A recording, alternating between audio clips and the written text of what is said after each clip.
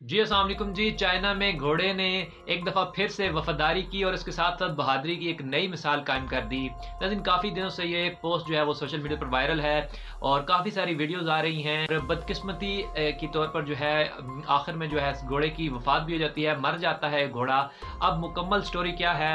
जी नाज़रीन, मैं हूँ फैज़ान हमदानी। चाइना का वाक़या है नाज़रीन, ये चाइना के शहर होबी का वाक़या है। होता क्या है, यकीनन नाज़रीन आपने जो है अक्सर ब्रिजेस देखे होंगे जो 2 दरियाओं को या नहरों को जो है आपस में ब्रिज करते हैं, लिंक करते हैं, जॉइन करते हैं।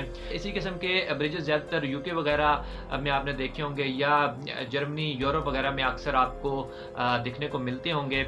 इसी तरह एक ब्रिज था जो चाइना के दरिया के ऊपर था, जो समुंदर के ऊपर जो है लोग क्रॉस कर रहे थे।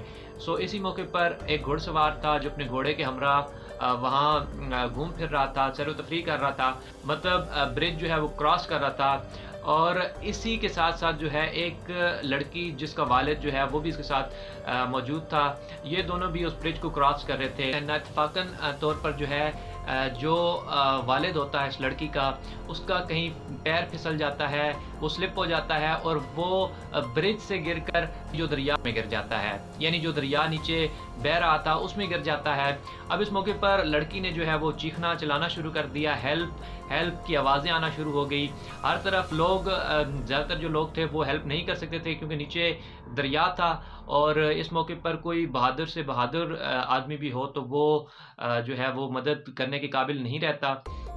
इस मौके पर जब इस घुड़सवार ने देखा कि वो शख्स डूब रहा है, उसकी जान को खतरा है, मर रहा है। अब जब इस घुड़सवार ने ये देखा तो उसने फ़ौरन अपने घोड़े समेत बगैर कुछ सोचे समझे जो है दरिया के अंदर छलांग लगा दी, जिसमें वो उसने तकरीबन 40 मीटर नीचे जाकर घोड़े को भी संभाला और साथ-साथ जो शख्स था जो डूब रहा था, जो लड़की का वालिद था, सो उसको भी जो है उसने बचा लिया, रिकवर किया। एक हाथ से उसने जो है घोड़े को संभाला क्योंकि घोड़ा ज़्यादातर गहराई में जो है वो तैर लेता है। सो इसी चीज़ को उसने यूज़ करते हुए जो है वो 7 शख्स को भी बचाया, अपनी भी जान बचाई, घोड़े की जान भी बचाई और इसके साथ-साथ उस शख्स को भी ज़िंदा वापस जो है निकाल लिया गया। बहरहाल इस मौके पर सब लोग बड़े हैरान हुए, शाबाश दी गई चाइना की जो गवर्नमेंट है उनकी तरफ से, लोगों की तरफ से।